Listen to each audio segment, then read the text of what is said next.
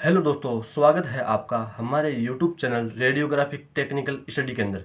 तो आज का हमारा जो टॉपिक है वो केयूबी तथा एफपीए एक्सरे व्यूज हैं।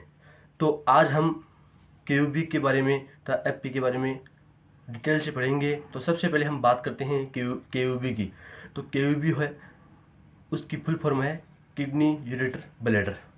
इंडिकेशन देखते हैं सबसे पहले इसकी। तो इंडिकेशन में जो चीज़ हम देखते हैं या जो चीज़ हम देखना चाहते हैं, एब्डोमेन के अंदर जो भी चीज़ हम देखना चाहते हैं या जो भी चीज़ हमें दिखाई देती है उसके बारे में हम इंडिकेशन के अंदर लिखते हैं। तो टू डेमोन्स्ट्रेट यानी सबसे पहले देखने के लिए, टू विजुलाइज ये चीज़ लिखेंगे। उसके बाद हमें पॉइंट लगा के लिखना है। तो सबसे पहले हम देखना चाहेंगे स्टोन्स, कोई भी किडनी स्टोन्स है वो देखना चाहेंगे। दूसरी बात एब्डोमेन पेन, उसका रीजन देखना चाहेंगे। दूसरी बात जो भी किडनी स्टोन्स है उनकी जो कितनी वृद्धि हुई है, कितनी उनकी साइज़ है, कितनी उनकी शेप है, वो देखने के लिए। तीसरी बात कोई इन्फेक्शन हो जाता है तो जो किडनी है, यूरेटर है, ब्लैडर है, उनकी जो शेप और साइज़ है उसमें कोई परिवर्तन आया है या उसके बारे में देखने के लिए। और तीसरी बात, जैसे कोई बच्चा है तो वो बाहर से कोई फॉरेन बॉडी पार्टिकल जैसे जैसे कोई सिक्का हो गया वो सवेलो कर लेता है, तो उसकी जानकारी देखने के लिए, उसके बारे में देखने के लिए कि उसकी स्थिति कहाँ पे है, वो कहाँ पे है, उसको कैसे निकल जा सकता है, तो उसके लिए उसको डायग्नोस करने के लिए यानी उसकी लोकेशन देखने के लिए। और कोई भी किडनी है, कोई भी किडनी के अंदर स्टोन है वो देखने के लिए। और कोई भी किडनी के अंदर या एब्डोमेन के अंदर कोई भी ट्यूमर अगर हो चुका है तो उसका लोकेशन देखने के लिए। और अगर कोई जैसे कब्जे की किसी को प्रॉब्लम है तो वो चीज़, कब्जे की प्रॉब्लम देखने के लिए। किसी भी प्रकार का कोई रुकावट आ चुकी है, ब्लॉकेज आ चुकी है इंटेस्टाइन के अंदर, जो लार्ज इंटेस्टाइन है, जो स्मॉल इंटेस्टाइन है, उसकी स्टडी के लिए तो हम केयूबी अक्सर परफॉर्म करते हैं। तो केयूबी जो व्यू है उसकी बेसिक प्रोजेक्शन एपी होती है। और अब हम बात करते हैं पेशेंट पोजीशन की। तो पेशेंट पोजीशन के अंदर हम जो पेशेंट है उसको सबसे पहले जो एक्सरे टेबल है उस पर लेटाएंगे। जो पेशेंट है वो सुपाइन पोजीशन के अंदर लेटा होगा, मतलब उसका मुंह है एक्सरे ट्यूब की साइड होना चाहिए और उसका बैक एक्सरे टेबल से टच होना चाहिए। तीसरी बात, पेशेंट के जो दोनों हैंड्स हैं वो उसके एब्डोमेन एरिया से दूर होने चाहिए और स्ट्रेट होने चाहिए। और जो पेशेंट के जो लेग्स हैं वो आपस में चिपके होने चाहिए और स्ट्रेट होने चाहिए, ताकि पेल्विक एरिया सही सही से रहे, मतलब मूवेबल ना हो। उसकी जो जो अपने जो इलिया क्रिस्ट है वो भी सीधे हो जाए, इक्वल डिस्टेंस पे हो जाए। और तीसरी बार जो कैसेट है वो भी हम बक्की के अंदर या जो ग्रिड है वहाँ पे प्लेस करेंगे। तो बक्की के अंदर सबसे पहले कैसेट रख देंगे। तो जो कैसेट है वो पेशेंट के जो एब्डोमेन एरिया है उसको पूरा कवर करना चाहिए। जो कैसेट का जो अपर बॉर्डर है वो डायफ्राम से थोड़ा ऊपर होना चाहिए और इलिया क्रिस्ट से 2 इंच एबव होना बिलो होना चाहिए। तो उसके बाद जो कैसेट है उसके ऊपर जो इलिया क्रिस्ट है हमारे जो एब्डोमेन के, वो दोनों इक्वल डिस्टेंस पे होने चाहिए।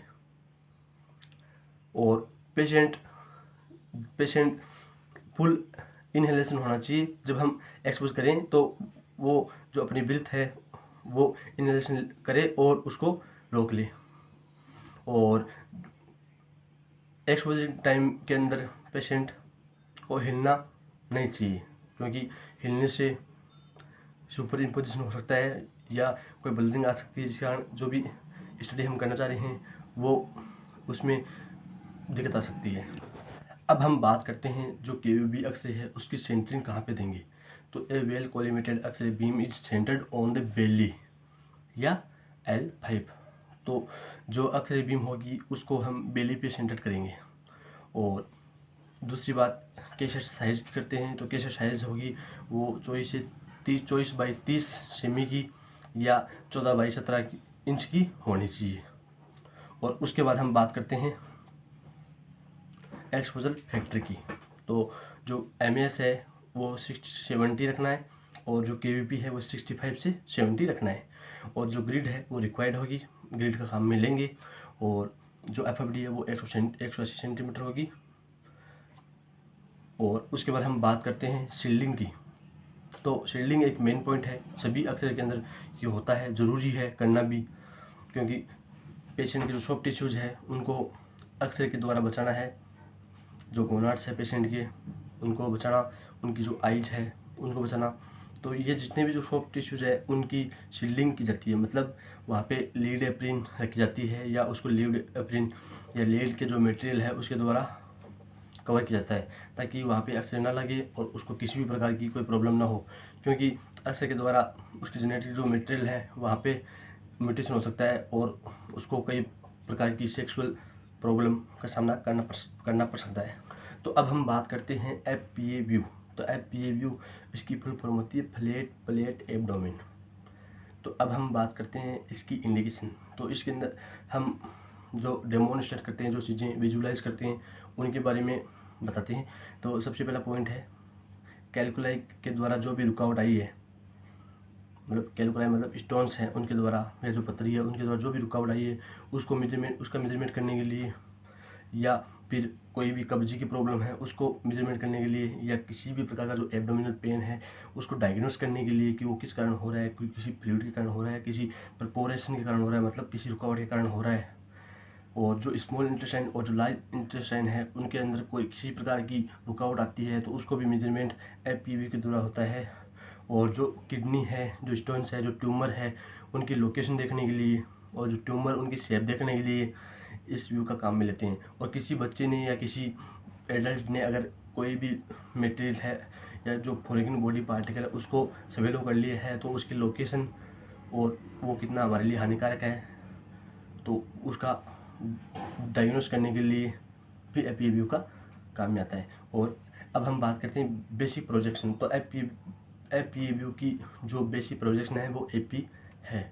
और पेशेंट पोजीशन की बात करें तो जो पेशेंट होगा वो चेस्ट स्टैंड के पास खड़ा होगा इरेक्ट पोजीशन के अंदर, और जो उसका फेस होगा वो अक्सर ट्यूब को फेसिंग करता हुआ होगा, मतलब अक्सर ट्यूब की तरफ होना चाहिए। और उसका जो बैक एरिया है, जो पोर्शन है उसका, वो चेस्ट स्टैंड के पास होना चाहिए। और जो कैसेट है उसको बैकी के अंदर प्लेस करेंगे। और जो IR का जो मिड पॉइंट है वो पेशेंट के मिडिल MSP के परपेंडिकुलर होगा। और जो पेशेंट के दोनों हैंड्स हैं उनको एब्डोमेन एरिया से साइड में करेंगे, ताकि कोई भी किसी भी प्रकार का सुपर इम्पोजिशन ना हो। उसकी गर्दन, उसके शोल्डर हैं, उनको टेढ़ा मेढ़ा नहीं करेंगे, उनको भी सीधा रखेंगे। और पेशेंट जब हम एक्सपोजर टाइम के अंदर हम उसको हमें बताना है कि तुम सांस को अंदर भरो, मतलब इन्हेलेशन करो और ब्रीथ को वहीं पे रोक लो, और जब हम एक्सपोजर दे रहे हों उस समय। और पेशेंट को ऐसा भी बोलना है कि जब हम एक्सपोज करें, हम बोलें आपको, तो आपको उस समय अपनी सांस रोकनी है तथा साथ में ही आपको हिलना डुलना नहीं है। और उसके जो पैर हैं वो आपस शरीर में चिपके हुए होने चाहिए, और जो उसका पेल्विक एरिया है वो भी स्ट्रेट होना चाहिए। तो ये सारी कंडीशन उसके अंदर होनी चाहिए, ये पेशेंट की पोजीशन होनी चाहिए। और किसी भी प्रकार का जो भी मटेरियल है वो सारे रिमूव करवाना है, जैसे किसी ने चेन पहन रखी है, किसी ने चाबी लटका रखी है, तो उस जितनी भी चीज़ें हैं जो भी एब्डोमेन एरिया को कवर कर रही है उन सारी चीज़ों को हटाना है, यही मेन पॉइंट है। और उसके बाद हम बात करते हैं सेंटरिंग की। तो सेंटरिंग L5 के आसपास देंगे, और या बेली पे देंगे, बेली मतलब सुंडी के एरिया पर देंगे सेंटरिंग। और उसके बाद हम करते हैं कैसेट साइज की। तो कैसेट्स होगी वो 24x30 सेमी की होगी। और उसके बाद हम बात करते हैं ओरिएंटेशन की, और मतलब कैसेट की पोजीशन कैसे होगी। तो कैसेट है वो पोर्ट्रेट होनी चाहिए, पोर्ट्रेट होगी क्यों, तभी तो पूरा एब्डोमेन एरिया कवर होगा। और उसके बाद हम बात करते हैं एक्सपोजर फैक्टर की।